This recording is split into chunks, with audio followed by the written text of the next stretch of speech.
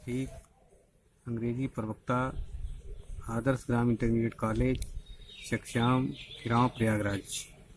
आज मैं आप लोगों को कक्षा 12 के प्रोज चैप्टर के पहले पार्ट के बारे में बताऊंगा, जिसका नाम है a girl with a basket, written by William C Douglas. William C Douglas ये एक ऐसे व्यक्ति हैं जो अमेरिका के रहने वाले थे और देश की आज़ादी के बाद जब हिंदुस्तान पाकिस्तान का बंटवारा हुआ उस समय ये भारत आए। नई दिल्ली से रानीखेत, पहाड़ी पर रानीखेत पड़ता है जो एक आर्मी स्टेशन है, वहाँ ट्रेन से ये जा रहे थे।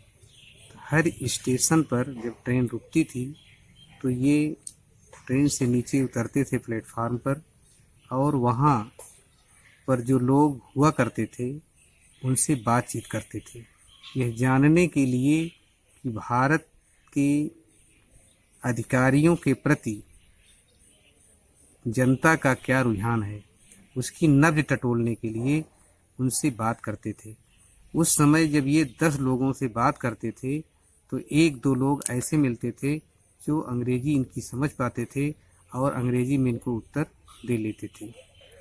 उसी दौरान एक पहाड़ी स्टेशन पर, जहाँ पर हिंदुस्तान पाकिस्तान के बंटवारे में पाकिस्तान के लोग आकर के स्टेशन के बगल झुग्गी झोपड़ी बना करके रह रहे थे, और ऐसी जगह पर रह रहे थे जहां ऑलरेडी पहले से ही बेरोजगारी बहुत अधिक थी।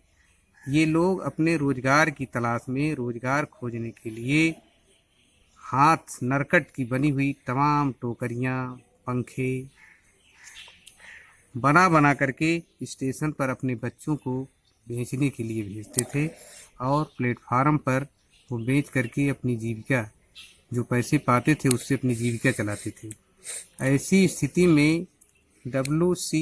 डगलस जब प्लेटफार्म पर उतरे तो बच्चों के एक झुंड ने इनको घेर लिया, और सारे बच्चे अपनी अपनी टोकरियों को, अपने अपने पंखों को, हाथ के बुने हुए नरकट के बने हुए जिसपे छोटे छोटे चित्र बने हुए थे, उसको बेच रहे थे। और उसको उठाए हुए इनको चारों तरफ से टिड्डों की भांति, जैसे टिड्डे होते हैं उसी तरह से घेर लिया, और उनको ये लगता था कि ये बहुत बड़ा व्यापारी है और हमारा सारा सामान खरीद लेगा।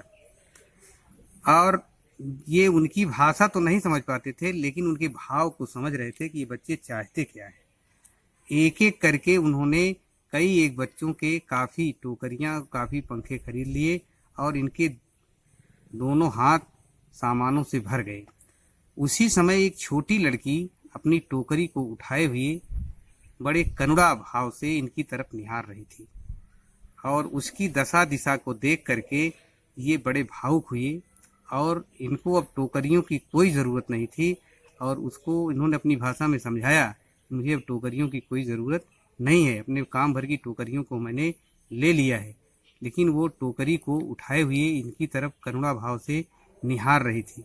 इनके अंदर एक करुणा का भाव पैदा हुआ, और इन्होंने अपनी जेब से कुछ गिन्नियों को निकाला, कुछ पैसों को निकाला और उसकी टोकरी में गिरा दिया। लेकिन वो लड़की इतना स्वाभिमानी थी कि उस टोकरी से पैसे को निकाल करके इनको वापस देने लगी। ऐसी स्थिति में अब इनके सामने केवल एक विकल्प था कि पैसे दे करके उसकी टोकरियों को ले लें। अगर ये टोकरियों को न लेते तो वो पैसा नहीं लेने को तैयार थी। ऐसी स्थिति में वो मदद भी करना चाहते थे, और करुणा भाव, अपने हृदय के भाव को समझते हुए इन्होंने सारे पैसे दे करके टोकरियों को ले लिया। तब वो बच्ची अपने आंखों के आंसुओं को पोंछते हुए खुशी खुशी प्लेटफार्म से नीचे चली गई। ये तो पाठ का सारांश इंग्लिश में रहा। अब थोड़ा सा पाठ के बारे में आप इंग्लिश में देख लें। A girl with a basket has been written by William C Douglas, who came to India after the partition of the country in 1950। 1950 में भारत पाकिस्तान के बंटवारे के बाद विलियम सी डगलस, जो इस पाठ के लेखक हैं, वो भारत आए। At that time, India was full of refugees who were driven away by the communal fanatism of Pakistan. उस समय भारत शरणार्थियों से भरा हुआ था।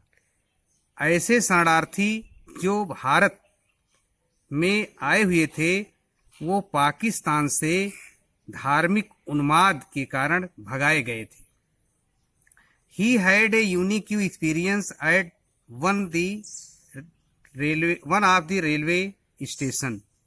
उनको एक अनोखा अनुभव एक रेलवे स्टेशन के प्लेटफार्म पर अनोखा अनुभव प्राप्त हुआ। Many refugee children were selling small articles like basket and fans. बहुत सारे शरणार्थी बच्चे छोटे छोटे टोकरी और पंखों जैसे सामान बेच रहे थे। He was impressed with a little girl of 9 years. वो एक 9 साल की छोटी बच्ची से बहुत अधिक प्रभावित हुई। This essay is the recollection of his valuable experiences. यह निबंध, यह पाठ जो ए गर्ल विद बास्केट है, यह उनके एक कीमती अनुभव का पुनः कलेक्शन है, पुनः इकट्ठा किया हुआ सामान है। Thank you.